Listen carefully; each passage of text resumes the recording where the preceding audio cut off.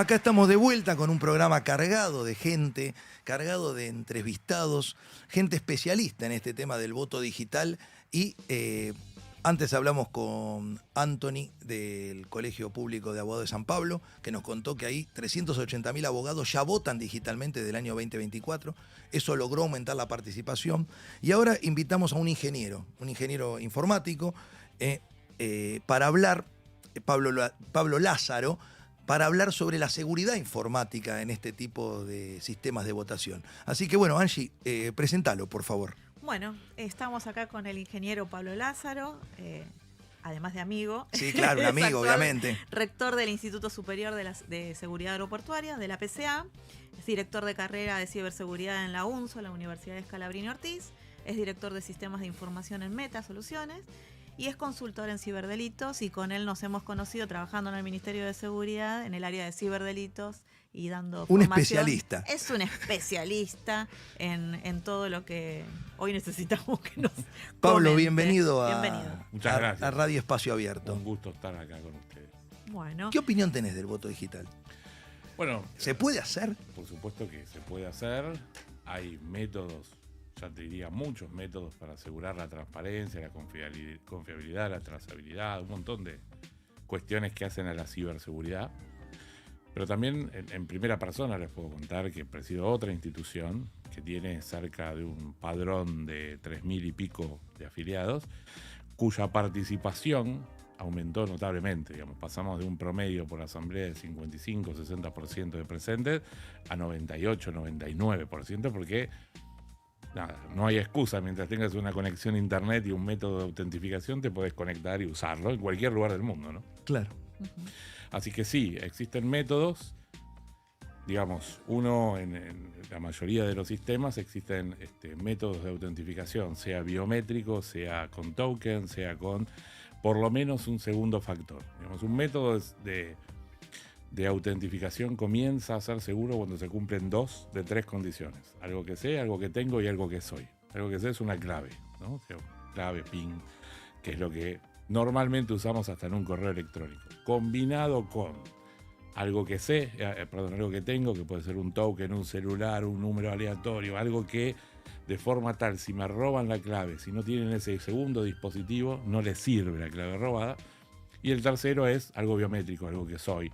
La cara, la voz, la huella, el iris, de forma tal que por más que me roben la clave, si no tienen, por ejemplo, acceso a mi cara en vivo, o sea, mirando, tampoco les sirve la clave. Entonces, eso por un lado hace la primera columna de la ciberseguridad, que es la confiabilidad, la integridad y la disponibilidad de la información. Y después la confidencialidad.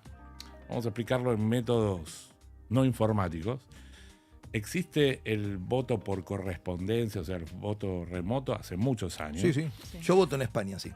En España, en algunos estados de Estados Unidos, hasta la llegada ahora de la última elección de Trump. Pero ¿cómo funciona? Bueno, se pone un sobre con tus datos, donde efectivamente sos el remitente que quiere enviar a un emisor, sí, que es el colegio electoral en algún caso o el centro de votación en otro. Adentro hay un sobre sin remitente, sin destinatario, que tiene el resultado, o sea, o mejor dicho, tu emisión del voto. Llegan todos juntos a una urna, se verifica antes de abrirlo que vos puedas votar, que estés en el padrón, claro, que sea, digamos, alguien que esté en el padrón habilitado. Cuando todos dan OK, se abre, se saca el voto que no tiene ningún tipo de identificación y se tira a una urna general. Claro. Con lo cual nadie sabe qué emitiste, sabe qué votaste, pero no qué. O sea, sabe que votaste, pero con distinto acento, pero no qué votaste. Claro. Al mezclarlo, se asegura la confidencialidad, por sobre todas las cosas, de la información. Esto llevado a informática es exactamente igual. Se pone un doble sobre, con lo cual solo que sucede más rápido, mucho más confiable, disponible y trazable. Yo puedo saber quién falta votar. Eso asegura la confidencialidad de respecto del voto y la confiabilidad respecto de sé quién está presente, quién está telepresente, quién falta emitir su voto y poder llamarlo y decirle, mira, todavía no emitiste el voto. Es decir, exactamente. Podemos seguir con el padrón más. Claro. Eso pasa. Sí. No, el padrón se usa, obviamente. Sí, claro, lógico. Angie. No, a ver, yo recién les comentaba, de hacer un poco de abogado del diablo, ¿no? Tal vez adelantarnos a las preguntas o a los cuestionamientos o algunas cuestiones que nos pueden llegar a señalar desde el colegio. ¿Qué necesitaríamos? ¿Qué recursos? ¿Cuánto dinero puede llevar esto? Porque lo primero que te dicen es imposible, es millonario, la inversión que necesitamos. Primer traba que nos van a poner, en general. No, en general no es un sistema caro. Todos tienen algún, digamos, que yo sepa, no conozco particularmente los colegios, pero en general todos tienen un sistema de gestión, de administración. Bueno, será cuestión de agregar un módulo sobre ese mismo sistema, de forma tal que el padrón que se consolida a partir de este módulo de gestión, salvo que sea un Excel o a mano, que claro, realmente no lo sé, es muy sencillo, por un lado, consolidar el padrón, y soluciones de autentificación y métodos de confiabilidad de los 3 métodos que les digo, de algo que tengo, algo que sé, algo que soy, por llamarlo en términos no técnicos. Hay millones. Multifactor de autentificación se llama, MFA. Hay estas soluciones gratuitas y muy confiables. Microsoft te ofrece el Microsoft Authenticator, Google, el Google Authenticator, digamos, hay muchos gratuitos. Y por supuesto pagos mucho más confiables. Pero contestando la pregunta, no es para nada caro. Y todo lo que sea inversión en términos de participación democrática es barato, porque se amortiza con la misma participación de la gente año a año, ¿no? Exacto. ¿Y cómo garantizaríamos entonces esa protección de datos, ¿no? Porque también ha pasado dentro del Estado, que tal vez instalás un programa que garantiza lo que es la transparencia, la participación, pero siempre está esa duda ahí en el aire de que, che, ¿y quién es el que administra los datos? ¿Quién es el que se hace de nuestros datos?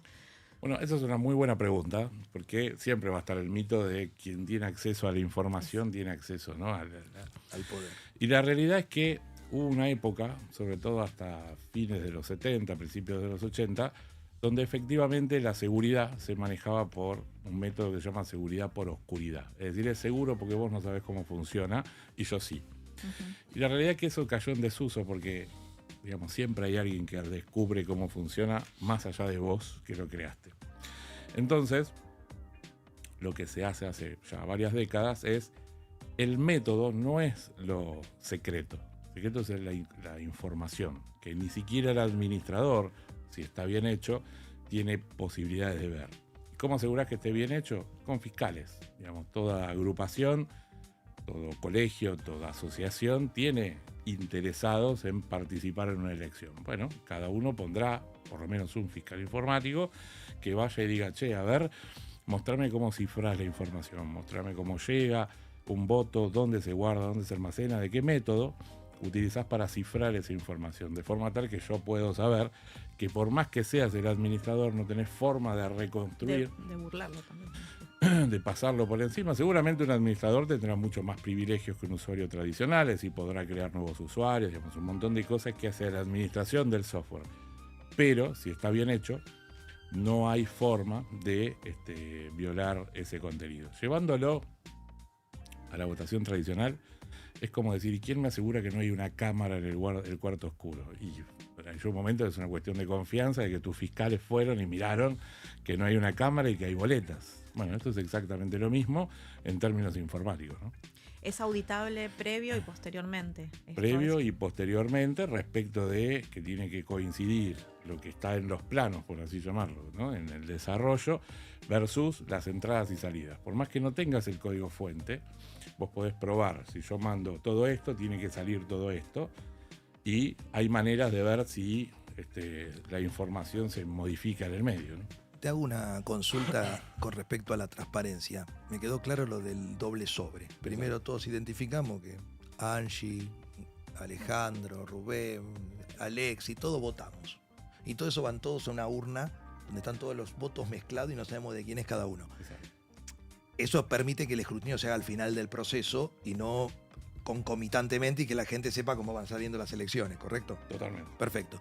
¿Hay alguna posibilidad de que en el momento que se haga ese escrutinio haya una vulneración de los votos y se transformen los votos en otro? ¿O a eso tiene algún nivel de seguridad que con un fiscal informático me garantizo que eso no puede pasar? Bueno, es muy importante la fiscalización previa, para Correcto. ver que eso no sea ni siquiera posible. Porque vos sí exacto. tenés formas de, por supuesto, si vamos a llevarlo a un absurdo, si en lugar de una base de datos lo escribo en un Excel sin ningún tipo de auditoría, No, sin bueno, nada. sí, claro. Cualquiera que tenga acceso al Excel lo va a poder cambiar. Sí. Llevándolo un poquito menos a una base de datos, sin los permisos, sin el cifrado, sin la garantía de lo que es la trazabilidad y por lo tanto de la criticidad que tiene toda esa información. Bueno, digamos, claramente depende mucho del fiscal que pongas, ir a ver cómo es el método.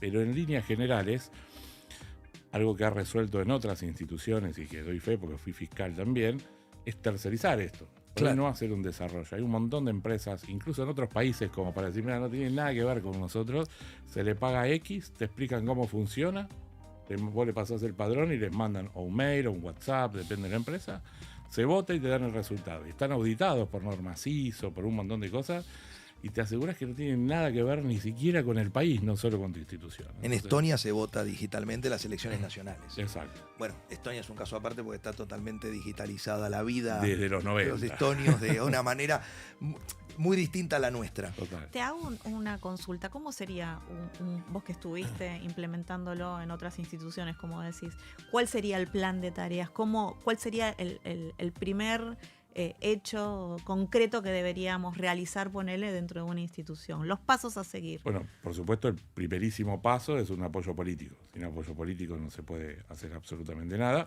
y tiene que estar validado en el estatuto. La IGJ autorizó a partir de la pandemia, no me preguntes específicamente Sí, ya qué lo sé. artículo ni demás. Somos todos abogados, igual todos Por lo eso. sabemos, ¿no sabes? Pero como yo no, por la duda, pero sé que lo pudimos hacer en Sí. función de que la IGJ lo Lo habilitó. permitió. Entonces, en esa ventana que lo permitió, lo hemos metido en varias instituciones como parte del estatuto.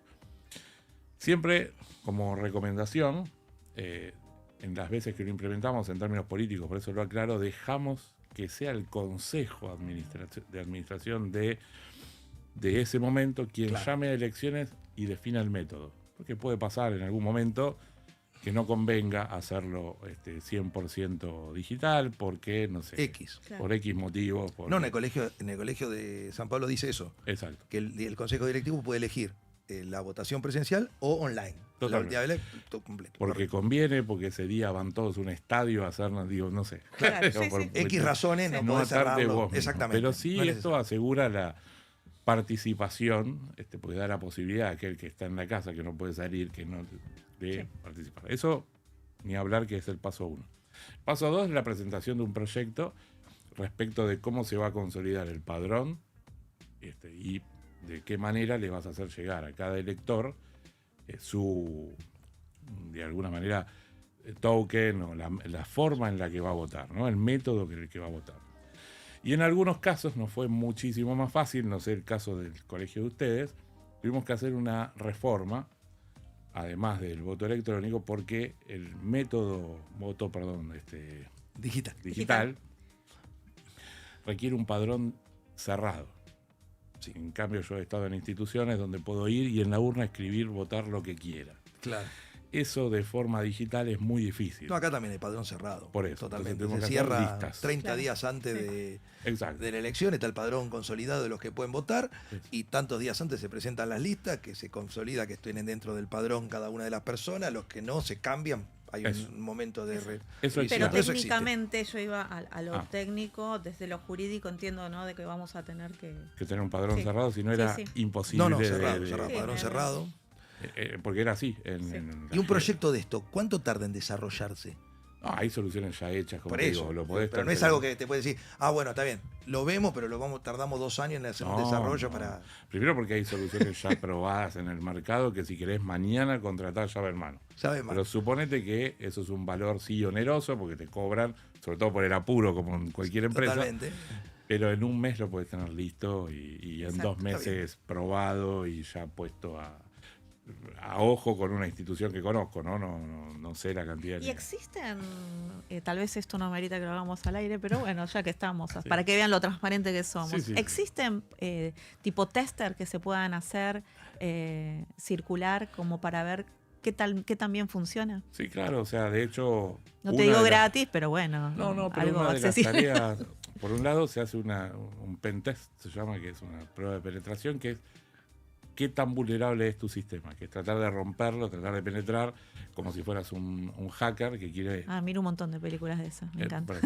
Eso es, por un lado, se desarrolla a partir de un pentest, algo que se llama análisis de brecha o gap análisis, que es, mira, deberías estar así, estás acá, hay que trabajar en esto antes de sacarlo a producción. Normalmente, si hay sistemas muy robustos y ese pentest da normal. Puede ser primero de caja negra, que es yo no conozco nada y salgo a romperte, y después de caja blanca voy y miro el método y digo, che, esto no va a estar bien, es mejor hacer esto otro.